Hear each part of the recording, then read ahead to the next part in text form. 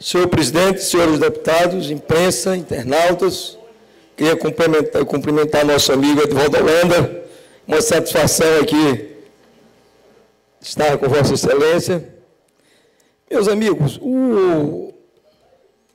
ainda sobre o caso do contrabando e descaminho,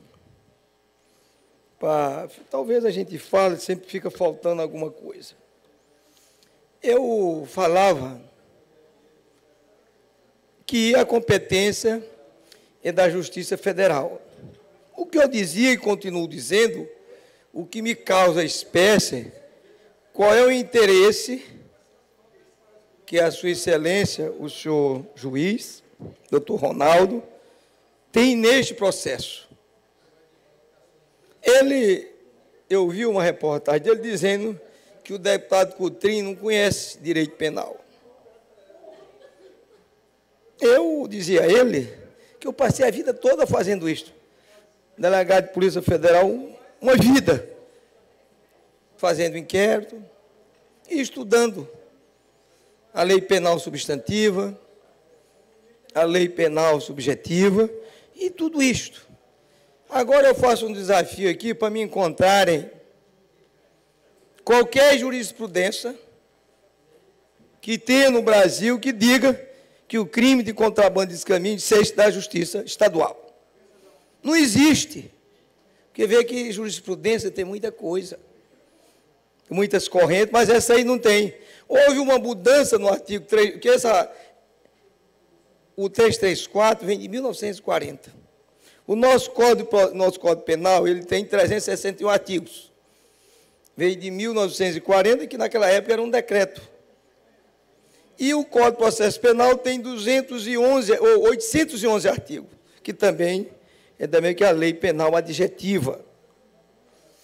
Desde essa época toda, houve uma mudança agora recente, que é a Lei 8.013, de 2014, onde apenas definiu alguma coisa no artigo 334. Apenas no artigo 334, porque contrabando ou descaminho. O que quiser, uma conjunção, meus amigos,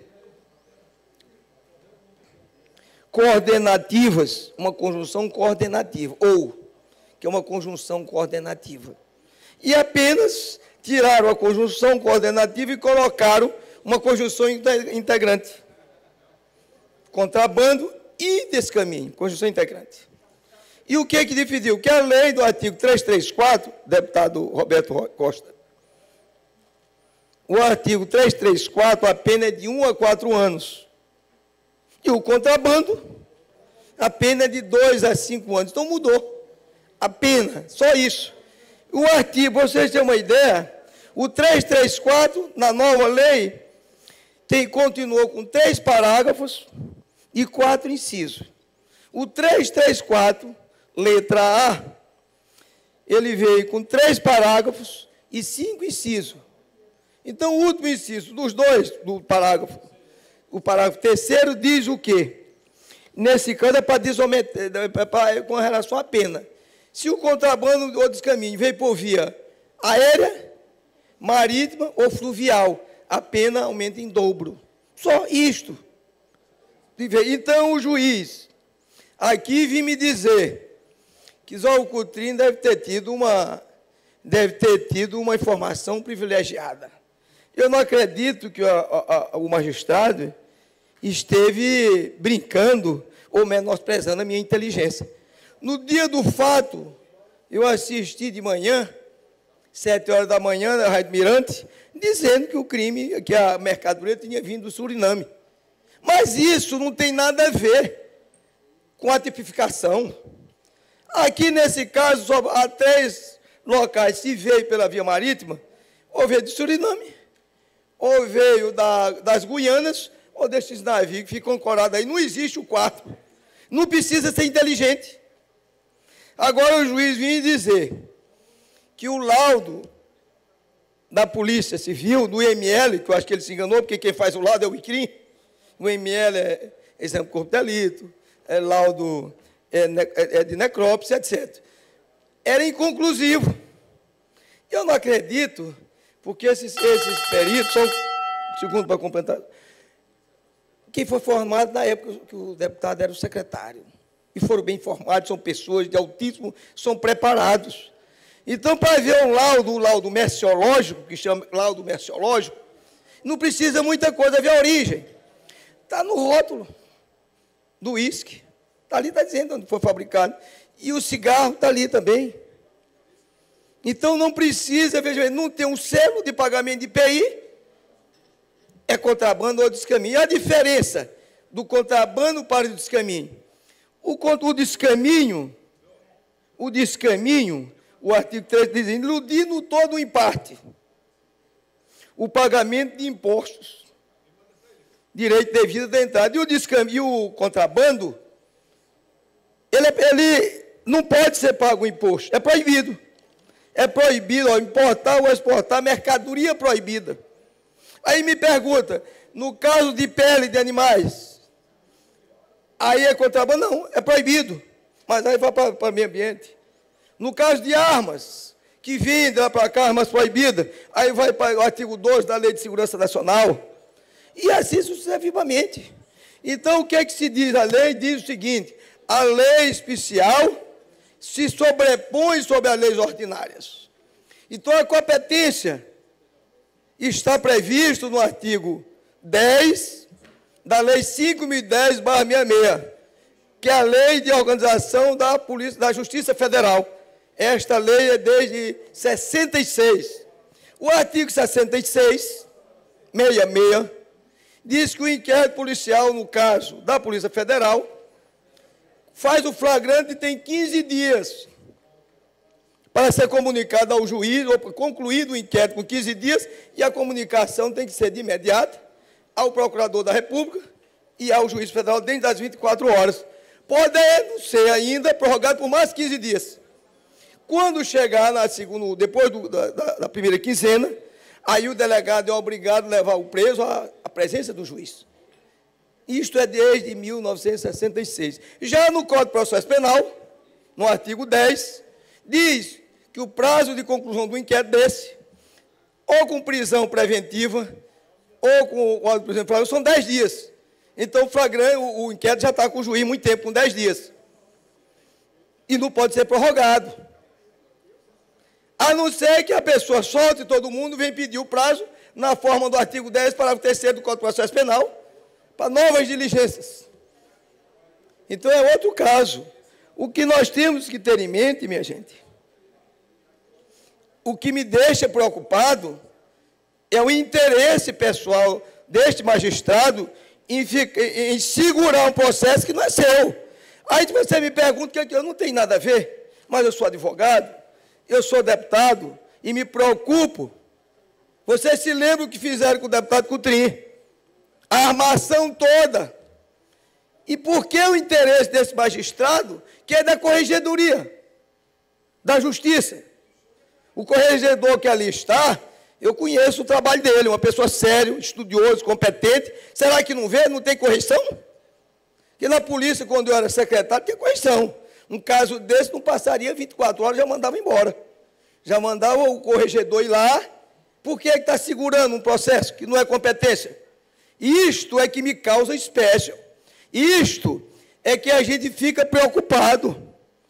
Isto é preocupante, gente. Nós estamos em pleno século XXI. Nós não podemos, como parlamentares, como deputado, deixar que essas coisas fluam. Eu não estou defendendo delegado, não tem nada a ver com o fato. Eu tenho a ver com o aspecto jurídico que está errado. E eu faço aqui um desafio para quem quer que seja, se encontrar uma sequer jurisprudência que diga que a competência é do Estado. Uma só jurisprudência que diga que é de competência do Estado. Então, vamos ter cuidado com esses fatos. Veja o que fizeram aqui em 2000 passado, aqui na época do Décio Sá, aquele ex-secretário com aqueles 3 bandidos que se diz que é delegado, o que fizeram com o deputado Coutrinho. E isto aqui, com a conivência de um representante do Ministério Público. Já viu a que ponto se chegou? E eu pedi agora, recentemente, se vocês não sabem, a reabertura do caso do Dessá. Eu soube que foi lá para o DEIC. Já foi ouvir 2 ou 3 pessoas, e me parece que o negócio estava indo para o outro lado. Aí o secretário mandou parar. Será que ele tem essa autoridade toda? Eu quero que esclareça. Até hoje, o caso do Dessá não tem ainda, a autoria está definida, mas o mandante não está. Quem está dizendo aqui é o deputado Coutrinho. Não está definida o mandante desse crime. Então a sociedade tem o direito de saber quem mandou matar o Dessá. Isto doa quem doer. Se disserem que é o Coutrinho, e por que eles têm medo de mandar reabrir? Por que tem medo? Então o Coutrinho tem uma história. Vim querer falar tudo. Aí aquele fato do WhatsApp, que diz que tinha 2 deputados envolvidos. Vamos ver quem são os 2 deputados. Viu, senhor presidente? Nós temos que encaminhar ao secretário que ele venha dizer que são os 2 deputados. Qual é o envolvimento? O que é que tem os deputados? E aquilo ali saiu porque o presidente aqui, ele não defendeu o Coutrinho, que eu não preciso de defesa dele. Ele defendeu o parlamento da maneira que o secretário veio me agredir. E naquilo ele soltou logo o zap. E aquele zap saiu da onde? O juiz disse que não foi ele que autorizou. É outro crime. Como é que ele vai azeitar um zap daquele, sair do telefone do preso e sair para as redes sociais? Aí é outro crime. Porque o preso ou indiciado, se é apreendido um telefone celular, viu, deputado Souza Neto? Se é apreendido um celular, para a polícia ter acesso àqueles dados, é obrigatoriamente o juiz autorizar. Por quê? Porque naqueles dados pode ter indício de crimes, pode ter crimes, mas ali tem coisa particular de família, que é pessoal e é protegido pela Constituição Federal. Então, como é que saiu? Ninguém apura? Então, até agora, ninguém soube de onde saiu. O que se deduz é que tenha saído do celular do preso. E como tiveram acesso? A justiça está dizendo que não autorizou. Então, aí é crime. E atos de propriedade administrativa do delegado que acessou esses dados. Esses dados são pessoais. Eles só podem ser abertos, os dados, se o juiz autorizar. É como se fosse uma quebra de sigilo. E como eu digo sempre, que hoje nós estamos vivendo uma ditadura jurídica. Isso é preocupante para a democracia. Não vê um juiz do 1º grau,